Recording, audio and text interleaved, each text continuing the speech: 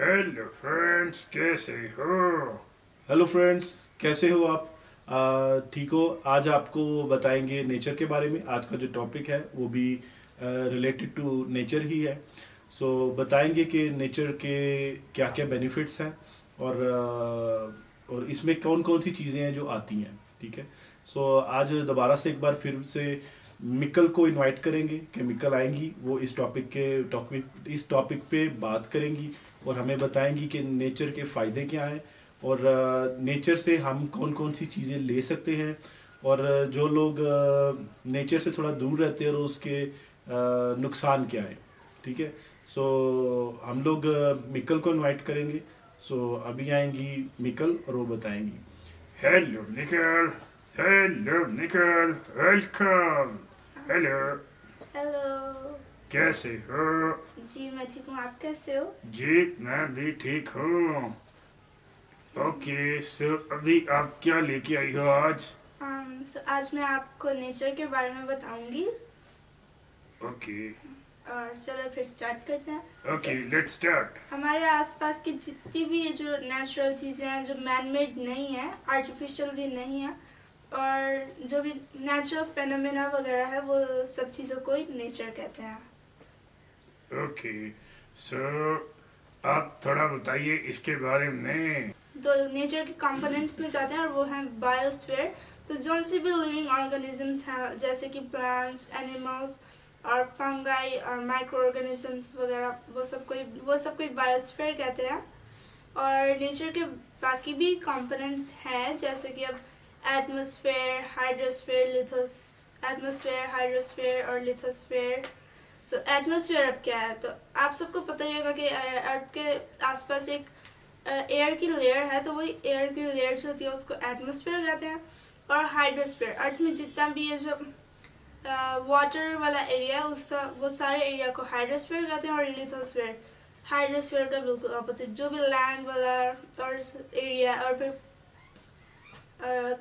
Air, अर्थ के crust है, mountain है और सोइल वगैरह, इन सबको लिथोस्फीयर कहेंगे। और आता है इकोसिस्टम। तो जो भी इन्वायरमेंट जो बैलेंस हुआ है, जैसे कि अब हम कार्बन डाइऑक्साइड को छोड़ते हैं और प्लांट्स उसको एब्जॉर्ब करके ऑक्सीजन छोड़ते हैं, हम वो एक ऑक्सीजन लेते हैं, तो हेलो, उसको एक इकोसिस्टम कहते मिनट। हैं। कौन से प्लांट्स जो हम खाते हैं वो भी? जो से भी ग्रीन प्लांट्स होते हैं, वो फोटोसिंथेसिस के ड्यूरिंग ना। ग्रीन, हाँ ओके। जी। जैसे कि साग, मैं बहुत हाँ साग खाता हूँ। हाँ जी। तो आई आपको ये लव पता है दैट। कि साग ग्रीन क्यों होता है? नहीं, ऐसा तो कुछ पता नहीं है। वो ग्रीन इसलिए होता है क्योंकि उसके अंदर एक ग्रीन पिगमेंट होता है जिसको क्लोरोफिल कहते हैं। तो वही क्लोरोफिल जिन जिन प्लांट्स में होता है, वही प्लांट्स में बस फोटोसिंथेसिस अकर होता है। और वही फोटोसिंथेसिस, आपको पता है फोटोसिंथेसिस क्या है? नहीं, अभी इतना नहीं पढ़ा मैंने इसके बारे में, आप बताइए। जी बिल्कुल।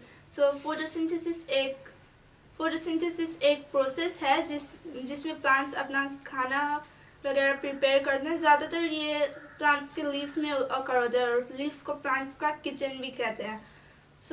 लीव्स जो है स्टोमेटा और क्लोरोफिल का यूज़ करके अपने लिए फूड प्रिपेयर करते हैं, और उसके दौरान वो जो है, और उसके लिए उनको सनलाइट, वाटर, सॉइल, मिनरल्स वगैरह जैसी चीज़ें भी चाहिए होती हैं। तो इनके बिना फोटोसिंथेसिस नहीं हो सकता। और फोटोसिंथेसिस के ड्यूरिंग जो है, वो ऑक्सीजन जो है छोड़ते हैं और कार्बन डाइऑक्साइड एब्जॉर्ब करते हैं। तो हमें जो ऑक्सीजन चाहिए होता है, वो हमें प्लांट से ऐसे मिल जाता है। Oh wow, that's great. मुझे पहले क्यों नहीं पता था? ओके, अभी कोई मुझसे पूछेगा तो मैं बता सकता हूँ। Very good. ओके, कुछ और बताइए। जो हम फूड वगैरह भी, आपको पता है, जैसे अभी आपने साग की बात की, साग भी हम जो खाते हैं वो प्लांट से मिलता है। तो ऐसे प्लांट्स अपना रोल हमें फूड देने के लिए भी जो है अपनी ड्यूटी ऐसे पूरी करते हैं। और फिर जो हम हर्बल मेडिसिन वगैरह जो लेते हैं, वो भी हमें नेचर से मिलती है। जैसे कि अब काफ़ी प्लांट्स जैसे कि नीम मिंट वगैरह जो है यूज़ होते हैं हर्बल मेडिसिन ओहो, बनाने के लिए। नींद से याद आया, लोग कहते हैं नींद के पानी से नहाओ तो स्किन अच्छी होती है।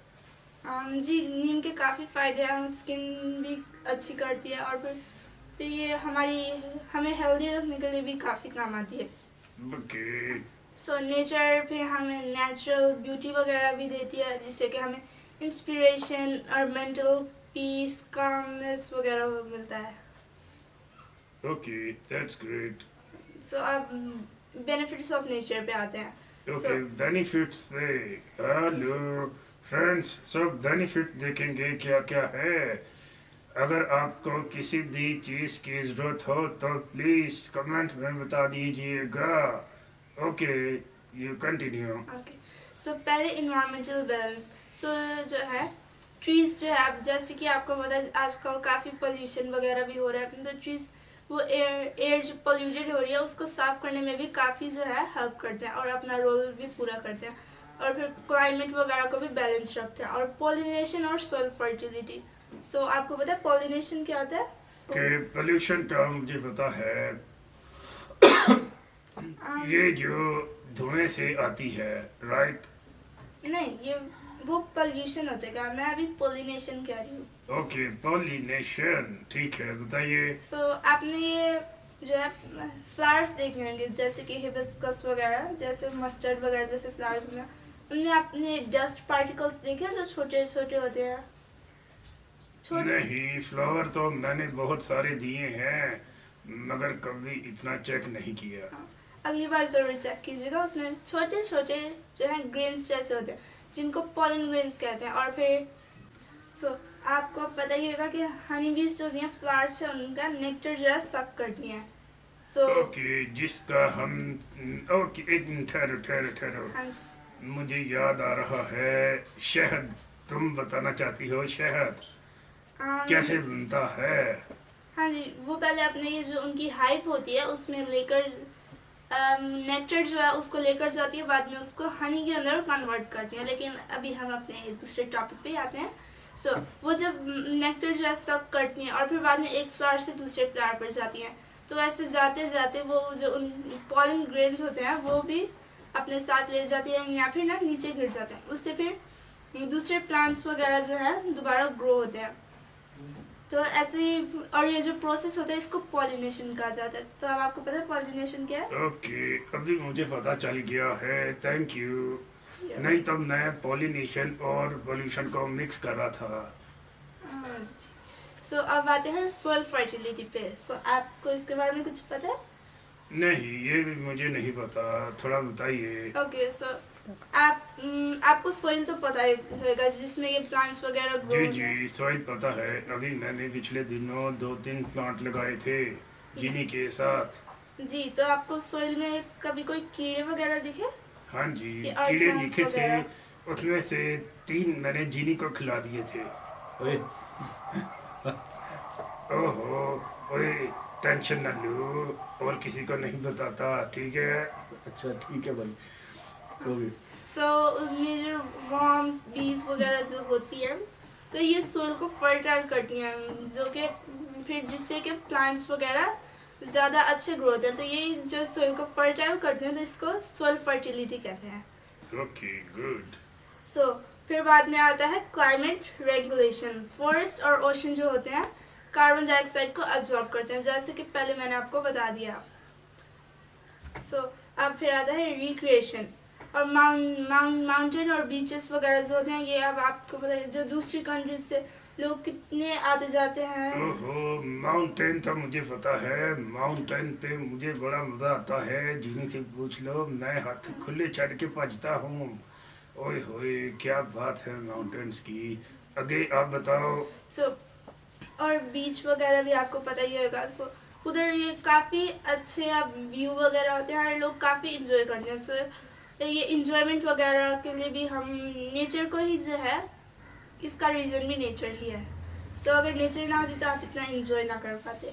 ये बात तो है, जब भी मैं रात को सोता हूँ तो मैं सितारे भी देखता हूँ, और उसके अलावा मैं जब सुबह उठता हूँ तो प्लांट्स देख के मेरी आंखों को बड़ा अच्छा लगता है, ग्रीन ग्रीन प्लांट्स।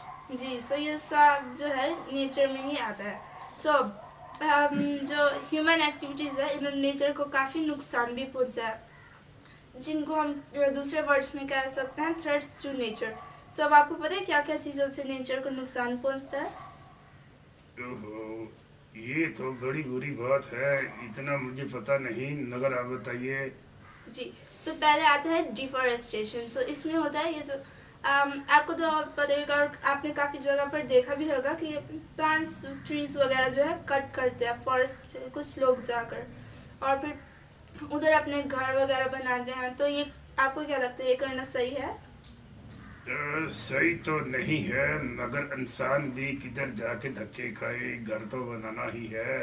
लेकिन इंसानों को फिर अगर वो एक प्लांट अगर काटते हैं या फिर एक ट्री, तो अब आपको तो पता है ट्री काफ़ी बड़े होते हैं तो वो ऑक्सीजन भी हमें काफ़ी ज़्यादा देते हैं।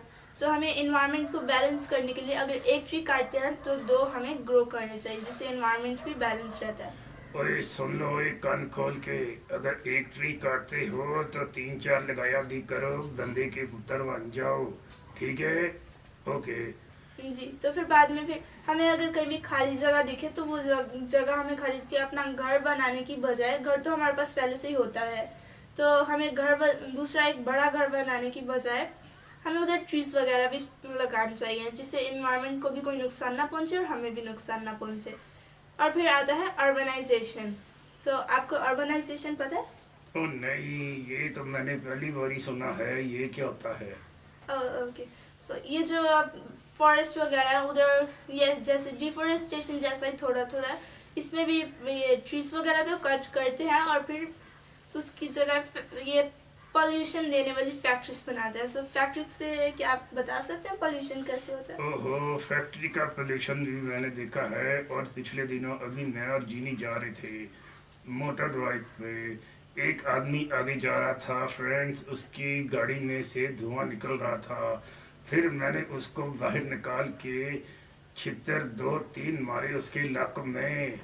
नुकसान तो उसका हुआ, मगर धुआं बंद हो गया। मैंने कहा वही पोल्यूशन फैला रहे हो। जी। आपको उसको मारना तो नहीं चाहिए था, लेकिन समझाना चाहिए था। और फिर आता है हमारा climate change due to global warming. So आजकल ये जो काफ़ी व्हीकल्स ट्रांसपोर्टेशन वगैरह चल रही है, सो आजकल आपको पता है गर्मी भी काफ़ी ज़्यादा बढ़ रही है ना? जी जी, देखो गर्मी के अंदर मैंने कोट पहना हुआ है, मुझे बड़ी ठंड लगती है कभी कभी।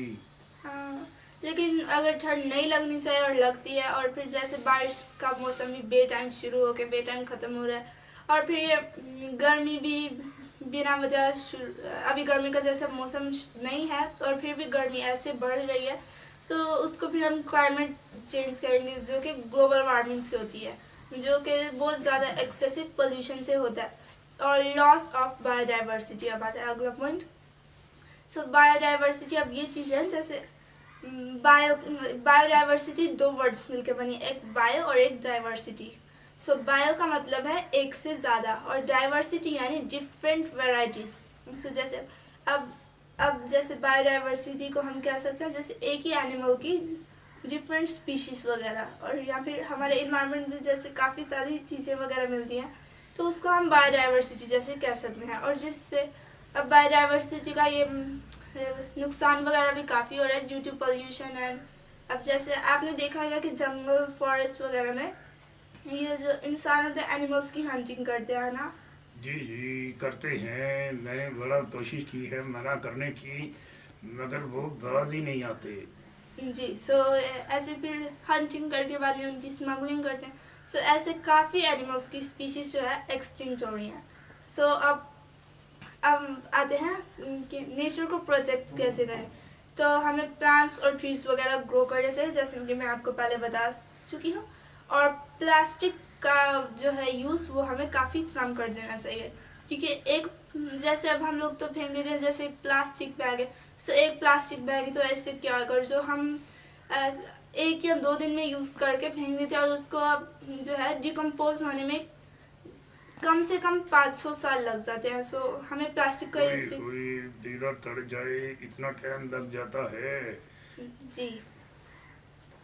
सो प्लास्टिक जो है इन्वायरमेंट के लिए काफ़ी जो है खतरे वाली चीज़ है, तो हमें इसको जितना हो सके उतना कम करना चाहिए। और काफ़ी जगह पर प्लास्टिक जो है बैन है, फिर भी लोग लेकिन यूज़ करते हैं। सो अगर आपकी कंट्री में भी प्लास्टिक बैन है और आपको अगर कोई प्लास्टिक यूज करता हुआ दिखे तो आपको फौरन पुलिस को कंप्लेन करनी चाहिए। ओए होए, आपको तो पता ही होगा, जो लोग शॉप पे जाते हैं और कहते हैं भाई 200 पर ज्यादा नहीं, उनके ऊपर कोई ना कोई एक्शन लेना चाहिए, ठीक है। जी, और जैसे अब आप सब्जी वगैरह भी खरीदने जा रहे हो तो इस प्लास्टिक का कम यूज करने का सबसे बेस्ट तरीका है अपने घर से खुद ही एक बैग लेकर जाओ कपड़े का। तो कपड़े का बेसिकली आजकल सॉरी कपड़े का बैग, और आजकल बैम्बू के बैग, बड़े अच्छे बैम्बूज के बैग आ रहे हैं। सो बैम्बूज के बैग भी लेके जा सकते हैं, वो भी ठीक है। उसके अलावा कपड़े का आप यूज़ कर सकते हैं। कपड़े का दूसरा ये है कि बार बार आपको प्लास्टिक बैग की ज़रूरत नहीं पड़ेगी, तो ऐसा कुछ कर सकते हैं। हम लोग इसको ख़त्म नहीं कर सकते, उसका रीज़न ये है कि अभी ये हम लोग की ज़िंदगी का हिस्सा बन गया। हम 10-15 दिन रूटीन पे चलेंगे, 16वें 17वें दिन फिर वहीं पे आ जाएंगे, तो इसलिए ख़त्म नहीं कर सकते, मगर एटलीस्ट कोशिश ये करनी चाहिए कि इसको थोड़ा कम कर दें। जितना भी कम कर सकते हैं प्लास्टिक का यूज़, वो आप कम करें। Thank you. ओके। और फिर हमें इलेक्ट्रिसिटी भी कंजर्व करनी चाहिए और ये एनर्जी ओए वगैरह। जी नहीं, इन्नियां गल्लां करनियां जरूरी सी, थोड़ी सी बात किया करो और अच्छी किया करो। अच्छा ठीक है यार, तुम आप कर लो बात सारी, ठीक है। ओके, करो करो, शुरू करो। सो हमें अब एनर्जी भी जो है काफ़ी सोच समझ के यूज़ करनी चाहिए। हम जैसे एनर्जी वगैरह भी अब काफ़ी वेस्ट कर रहे हैं, जैसे कि अब पेट्रोल वगैरह जो है फॉसिल फ्यूल, तो ये अब पहले तो एनर्जी की 2 क्लासिफिकेशंस होती हैं, एक रिन्यूएबल एनर्जी सोर्सेस और एक non renewable energy sources. So renewable energy sources वो सोर्सेज हैं जो कि बहुत ही शॉर्ट पीरियड ऑफ टाइम में रीजनरेट हो सकते हैं, जैसे कि hydro electricity, solar energy and etcetera. So और नॉन रिन्यूएबल एनर्जी सोर्सेज जिनको रीजनरेट होने में मिलियंस ऑफ ईयर्स लग जाते हैं। सो वो सोर्स जैसे कि फॉसिल फ्यूल जो कि हम नॉर्मली गाड़ियों वगैरह में यूज़ करके हम काफ़ी बर्बाद करते हैं, और बल्कि इसका एक और बेफ़ायदा है फॉसिल फ्यूल यूज़ करने का कि गाड़ियों से, जैसे कि आपने पहले बात की कि स्मोक निकलती है गाड़ियों से, जिससे एयर पोल्यूशन भी होता है। जी जी।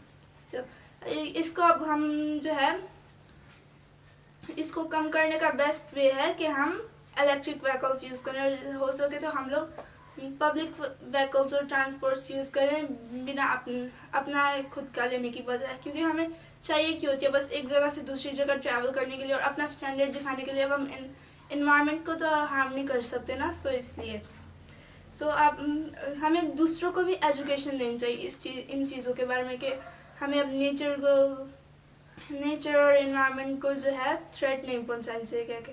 और फिर हमें 3R मेथड यूज़ करना चाहिए। सो आपको इसके बारे में पता है? नहीं। सो 3R मेथड में रिड्यूस, रीयूज और रिसाइकल आते हैं। सो रिड्यूस का मतलब है जैसे कि बिल्कुल ही ख़त्म कर देना और फिर या फिर कम करना, जैसे कि प्लास्टिक बैग्स का यूज़ हमें रिड्यूस कर देना चाहिए। और रीयूज़ यानी दोबारा से यूज़ करना, एक चीज़ को यानी एक बार अब यूज़ करके फेंक तो नहीं सकते ना, तो इसलिए उसको रीयूज़ भी करना चाहिए हमें। और अब आता है रिसाइकल, तो जिसमें अब जैसे कि आपने अगर एक कोई पेपर पे लिखा तो फिर बाद में वो पेपर आपको ऐसे वेस्ट नहीं कर देना चाहिए, बल्कि आप उसको जो है रिसाइकल भी कर सकते हो, या फिर आप फैक्ट्री वगैरह में भी वो दे सकते हो। फिर बाद में वही पेपर जो है साफ पेपर बन के आप दोबारा यूज़ कर सकते हो, और उसको रिसाइकल कहते हैं। सो अब आते हैं लास्ट टॉपिक पर, जो कि है inspirational side of nature. So nature काफ़ी बार जो है एक पीस, हार्मनी और रीबर्थ का सिंबल होता है। जैसे कि अब नेचर में अब जैसे कोई भी चीज़ कम या ज़्यादा नहीं होती, सारी चीज़ों की क्वांटिटी बहुत इक्वल होती है। सो अब नेचर से ही तो आर्टिस्ट, पोइट्स और राइटर्स जो है अपनी इंस्पिरेशंस वगैरह भी लेते हैं। सो और फिर जो है नेचुरल साउंड्स जो होती हैं वो भी नेचर से आती हैं, जैसे कि बर्ड्स के सिंगिंग की साउंड्स। आपको ऐसे साउंड्स पसंद है? जी जी, मुझे बहुत पसंद है। मैं सुबह सुबह उठ के परिंदों की आवाज़ सुनता हूँ, मुझे बहुत अच्छा लगता है। जी, तो फिर बारिश की आवाज़, ये सब जो है हमें मेंटल पीस और हमारे स्ट्रेस वगैरह को भी ये चीज़ें जो है रिड्यूस करती हैं। सो नेचर यानी हमारी लाइफ में काफ़ी बड़ा एक रोल जो है लिया हुआ है, और हमें अपना बेस्ट ट्राई करना चाहिए कि हम नेचर को कोई भी हार्म या थ्रेट वगैरह ना पहुंचाए, सो आई होप आप लोगों को आज की इंफॉर्मेशन अच्छी लगी होगी. Okay, thank you, Nicole. Thank you. Okay, thank you Michal for this information. Okay, so I hope so कि आपको कुछ सीखने को मिला होगा. और दूसरा, प्लीज़ जो वीडियोस हैं इनको लाइक भी कीजिए. अगर किसी चीज़ की आपको समझ नहीं आती तो उसमें आप नीचे कमेंट्स कर सकते हैं, आप क्वेश्चन भी कर सकते हैं, आप पूछ सकते हैं कि अगर आपको किसी चीज़ की समझ नहीं आई. So thank you for watching. Channel को सब्सक्राइब कर दीजिए और लाइक कर दीजिए. Thank you. Bye bye. Bye bye.